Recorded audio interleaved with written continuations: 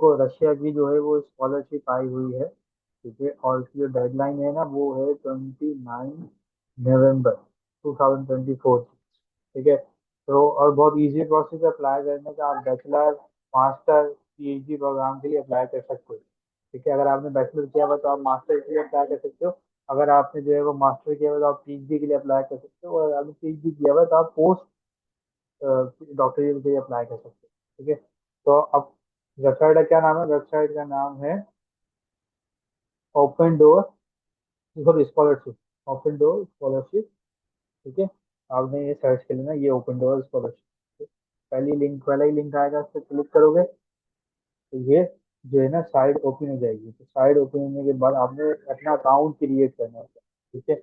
यहाँ पे sign up का ऑप्शन आ रहा है, यहाँ नीचे भी और यहाँ ऊपर भी साइन अप का ऑप्शन आ रहा है। तो आपने साइन अप कर लिया, मेरा ऑलरेडी साइन अप है तो मैं लॉग इन कर लूँ, ठीक है। यहाँ से मैंने इसको लॉग इन कर लिया। अब आपने क्या करना है?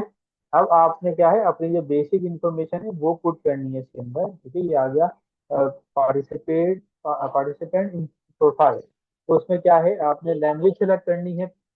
लैंग्वेज सेलेक्ट करनी है पहले, ठीक है। कौन सी है, इंग्लिश है या रशिया है? तो दो ही ऑप्शन है, तो इंग्लिश है, इंग्लिश आप सिलेक्ट कर लोगे। सिटीजनशिप यहाँ से आप सिलेक्ट कर लोगे, सही है। उसके बाद जो है ना आपने अपनी जो बेसिक इन्फॉर्मेशन सेलेक्ट करनी है, जिसमें आपका नाम है, ठीक है, आपकी डेट ऑफ बर्थ है, ठीक है, और फोन नंबर, ईमेल वगैरह ये सब आपने पुट कर देंगे, ठीक है। फिर यहाँ से जिस स्कॉलरशिप के लिए आप अप्लाई कर रहे हो, मतलब जिस फील्ड के लिए अप्लाई कर रहे हो वो सिलेक्ट कर दें। अगर आप बैचलर के लिए अप्लाई कर रहे हो तो बैचलर से रिलेटेड जिस कैटेगरी में आप अप्लाई करना चाह रहे हो वो आप सिलेक्ट करोगे। मास्टर से रिलेटेड जिस कैटेगरी में आप अप्लाई करना चाह रहे हो वो सिलेक्ट करोगे। इसी तरह डॉक्टरियल और इसी तरह पोस्ट डॉक्टरियल फील्ड के लिए, ठीक है। अच्छा, फॉर एग्जाम्पल आपने बैचलर किया हुआ है तो आप जो है वो मास्टर के लिए अप्लाई करना चाह रहे हो, ठीक है, तो आप मास्टर की कैटेगरी सिलेक्ट करोगे। बट अगर आपने इंटर किया हुआ है और आप बैचलर करना चाह रहे हो तो आप बैचलर की कैटेगरी यहाँ सेलेक्ट करो कि किस कैटेगरी में आप जो है वो अपना जो है वो स्कॉलरशिप के लिए अप्लाई करना चाह रहे हो, ताकि जिस कैटेगरी में आप करना चाह रहे हो, ठीक है। यहाँ पे कई सारी कैटेगरीज हैं, ठीक है। इसमें जो है वो डिफरेंट डिफरेंट फील्ड है, ठीक है। और जैसे बायोटेक्नोलॉजी है, कंप्यूटर, डेटा साइंस है, अप्लाइड मैथमेटिक्स है, बिजनेस मैनेजमेंट है, पॉलिटिक्स है, फिजिकल साइंस है, ठीक है, मॉडर्न लैंग्वेज है, केमिस्ट्री है, इकोनॉमिक्स है, इंजीनियरिंग टेक्नोलॉजी है, क्लिनिकल मेडिसिन है, ठीक है, अर्थ है, इन्वायरमेंटल साइंस है, एजुकेशन है और सिविल इंजीनियरिंग है। तो ये फील्ड अवेलेबल है। इसी तरह मास्टर्स की है, यही फील्ड अवेलेबल है जो आप फील्ड सिलेक्ट करना चाहिए। जैसे कि मैंने 4 फील्ड यहाँ पे सिलेक्ट की है, मैक्सिमम आप 6 फील्ड को आप सिलेक्ट कर सकते हो, 6, ठीक है। तो मैंने 4 की है जो कि रेलिवेंट भी है मेरे एकेडमिक बैकग्राउंड से, तो मैंने वही सिलेक्ट की, ठीक है, मास्टर्स के लिए। आप चाहो तो अगर आपका मास्टर्स कंप्लीट है तो आप पीएचडी के लिए यहाँ से अप्लाई कर सकते हो। पीएचडी में भी यही फील्ड की जो है वो अवेलेबिलिटी है, आप सिलेक्ट कर सकते हो अपनी फील्ड एकेडमिक बैकग्राउंड के साथ, ठीक है। आप चाहो तो यहाँ से पासवर्ड चेंज करना चाहो तो पासवर्ड यहाँ से चेंज भी कर सकते हो। तो ये जो है पार्टिसिपेंट की प्रोफाइल बनानी, ठीक है, जो आप जो भी अप्लाई करेगा इसमें पहले अपनी प्रोफाइल बनानी। फिर यहाँ पे एक सेक्शन है सेकंड, जिसमें है आपने यूनिवर्सिटी सिलेक्ट करनी है। किस यूनिवर्सिटी में जो है वो आप करना चाह रहे हो, स्कॉलरशिप लेना चाह रहे हो, ठीक है, अप्लाई करना चाह रहे हो, या स्कॉलरशिप के बाद किस यूनिवर्सिटी को ज्वाइन करना चाह रहे हो, किस में आप इंटरेस्टेड हो, तो वो यहाँ से आपने सेलेक्ट करनी है। आप 6 यूनिवर्सिटीज यहाँ से सेलेक्ट कर सकते हो, ठीक है। अब उसका एक तरीका होता है यहाँ पे सर्च करने का, ठीक है। यहाँ पे आता है मास्टर पोर्टल। फॉर एग्जाम्पल आप मास्टर के चाह रहे हो तो आप मास्टर पोर्टल.com पे जाओगे और यहाँ से आप सर्च कर लोगे जिस भी कैटेगरी में आप अप्लाई करना चाह रहे हो ना, ठीक है। इसमें यहाँ से सर्च करते हो मास्टर पोर्टल.com, ये आ गया mastersportal.com। अब यहाँ से क्या होगा, यहाँ आप जो है वो स्टडी किस फील्ड में करना चाह रहे हो, किस कंट्री में करना चाह रहे हो, वो यहाँ आप लिख सकते हो। फॉर एग्जाम्पल मुझे केमिस्ट्री में जो है वो फील्ड चूज, मेरी जो फील्ड है वो केमिस्ट्री मुझे सेलेक्ट करनी है और रशिया में मुझे करनी है, ठीक है। रशिया जो है वो मेरी स्पेसिफिक कंट्री है जिसमें मुझे अप्लाई करना है या यूनिवर्सिटी जो है सेलेक्ट करनी है। जब मैं फील्ड और कंट्री सेलेक्ट कर लूंगा तो मुझे वहाँ की जो यूनिवर्सिटीज हैं जो कि ये केमिस्ट्री की जो है वो प्रोग्राम अवेलेबल है, केमिस्ट्री का प्रोग्राम उनके पास अवेलेबल है, उनकी एक लिस्ट दे देगा, ठीक है। तो इस यूनिवर्सिटी में जो है ये केमिस्ट्री का प्रोग्राम अवेलेबल है इस कंट्री में, तो आपको यूनिवर्सिटी सिलेक्ट करने में आसानी रहेगी यहाँ पे। ये 6 आपने यूनिवर्सिटी सिलेक्ट करनी है, ठीक है। तो आपने अब जिस प्रोग्राम के लिए अप्लाई कर रहे हो वो आपको पता होगा, तो उससे रेलिवेंट आपने यूनिवर्सिटी निकालनी है कि इस यूनिवर्सिटी में प्रोग्राम अवेलेबल है भी या नहीं। ऐसा हो गया आपने फील्ड चूज की है केमिस्ट्री, और आपने अब जो यूनिवर्सिटी सिलेक्ट की है वो डिफरेंट प्रोग्राम की है, तो आपका सिलेक्शन वैसे ही कैंसिल हो जाएगा। ठीक है, तो यहाँ से ये पोर्टल है mastersportal.com, ठीक है। इस तरह bachelorportal.com बैचलर के लिए जाएगा, ठीक है। पीएचडी के लिए पीएचडी, इस तरह से आप यहाँ से सर्च कर सकते हो स्टडी की कैटेगरी और कंट्री डाल के यहाँ से चेक कर सकते हो। देखो यहाँ पे ना 3 यूनिवर्सिटी, यहाँ पे देखो यूनिवर्सिटी आ रही है, तो यहाँ से यूनिवर्सिटी आप चेक कर सकते हो, और यूनिवर्सिटी पे क्लिक करके आप यूनिवर्सिटी देख सकते हो कौन कौन सी अवेलेबल है, ठीक है। तो आपको यहाँ से जो है वो रशियन यूनिवर्सिटी जो है वो मिल जाएंगी, ठीक है। आप यहाँ से भी सिलेक्ट कर सकते हो यूनिवर्सिटीज वगैरह, ठीक है। और यूनिवर्सिटी नेम से भी आप सिलेक्ट कर सकते हो, बट आप यहाँ पे अपनी प्रोग्राम की कैटेगरी लिखोगे और कंट्री लिखोगे तो यहाँ पे वो आपको शो हो जाएगा।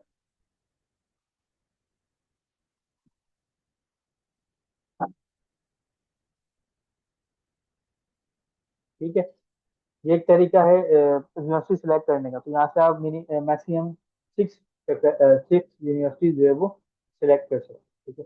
तो यहाँ से आपने सेव कर देना है। नेक्स्ट स्टेप पे आना है। नेक्स्ट स्टेप में क्या है, आपने फर्स्ट स्टेज की जो डिटेल्स है वो कंप्लीट करनी है, जिसमें आपको पहले पोर्टफोलियो, एजुकेशन है, मोटिवेशनल लेटर है, और अचीवमेंट और फिर इंट्रेंस टेस्ट होता है। तो अब इसको आ जाते हैं, पहले पोर्टफोलियो पहले फिल आउट करते हैं, और फिर देखते हैं पोर्टफोलियो में क्या है, ठीक है। पोर्टफोलियो में क्या होता है, देखो आपकी जो जो आपने प्रोग्राम सिलेक्ट करे हैं वो सारे यहाँ शो हो रहे हैं। जैसे मैंने 4 प्रोग्राम सिलेक्ट करे तो वो यहाँ शो हो रहे हैं, ठीक है। डॉक्यूमेंटेशन जो रिक्वायर्ड होती है वो मैंने फिल की हुई थी, यहाँ पे फिल इन लिखा हुआ आ रहा है।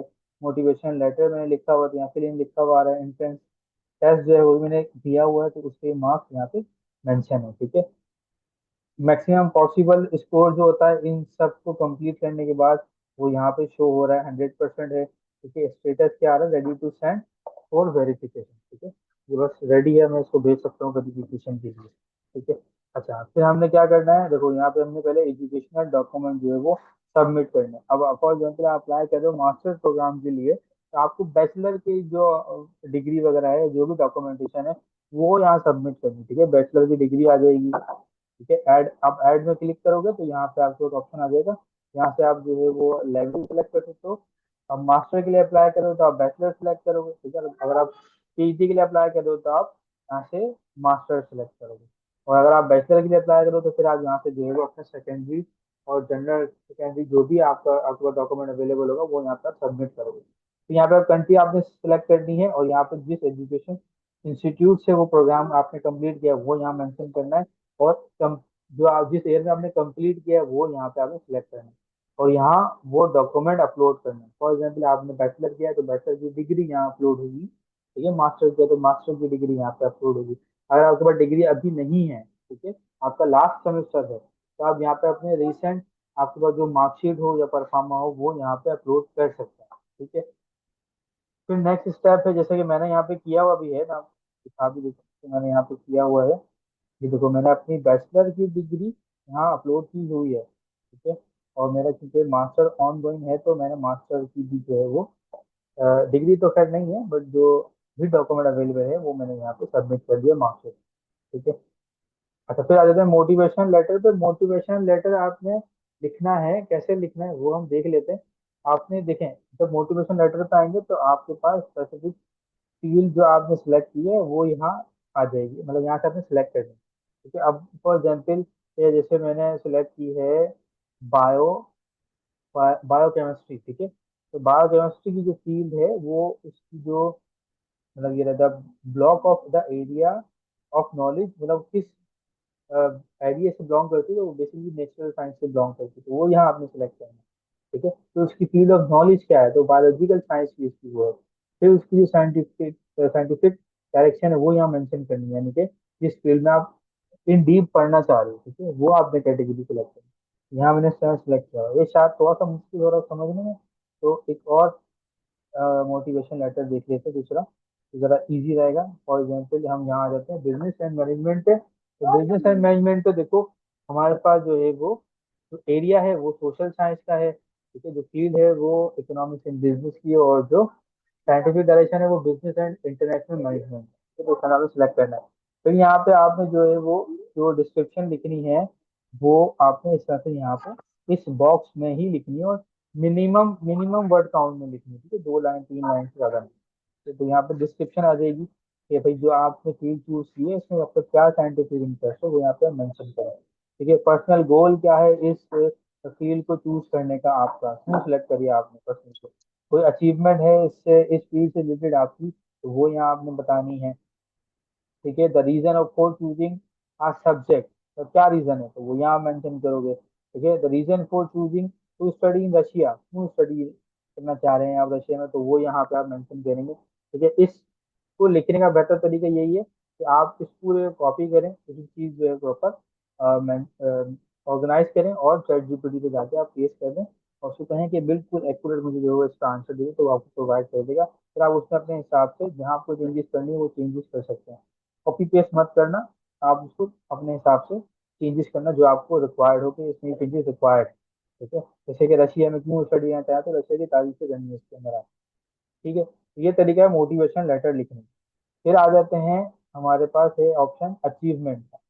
ठीक है, अचीवमेंट में क्या है कि आपने जो भी अब तक अचीवमेंट हासिल किए हैं, जैसे कि आपके पास कोई कोर्स है, ठीक है, जैसे यहाँ पे देखने काफी सारे ऑप्शन है, कोई आपने अवार्ड या कोई सर्टिफिकेशन अर्न किया है, ठीक है, या कोई किसी प्रोजेक्ट में पार्टिसिपेट किया है, या कोई वर्किंग एक्सपीरियंस है, कोई अवार्ड वगैरह मिला है कॉम्पिटिशन वगैरह में, कोई ऑनलाइन कोर्स किया है, ठीक है, कोई पेटेंट वगैरह है आपका, या कोई डिस्कवरी है, या कोई कॉन्फ्रेंस की रिपोर्ट है, या कोई पब्लिकेशन है, जो भी अवेलेबल है आपने वो यहाँ पे सबमिट करना है। ठीक है, जैसे मैंने किए हुए हैं कुछ डॉक्यूमेंट सबमिट, तो जैसे कि यहाँ पे जो है वो कुछ ऑनलाइन सर्टिफिकेशन है, कुछ वर्क एक्सपीरियंस है, ठीक है, सब यहाँ पे जो है वो पार्टिसिपेशन है प्रोजेक्ट में, तो वो सब यहाँ पे जो है वो मेंशन कर दिया। ठीक है, फिर लास्ट ऑप्शन आपके पास क्या आता है, लास्ट है आपके पास जिसमें आपने जो है वो इंटरेस्ट इंट्रेंस टेस्ट देना है। सर ये टेस्ट बहुत इजी होता है, इसमें फॉर एग्जाम्पल मैंने ये 4 प्रोग्राम सिलेक्ट करे हैं,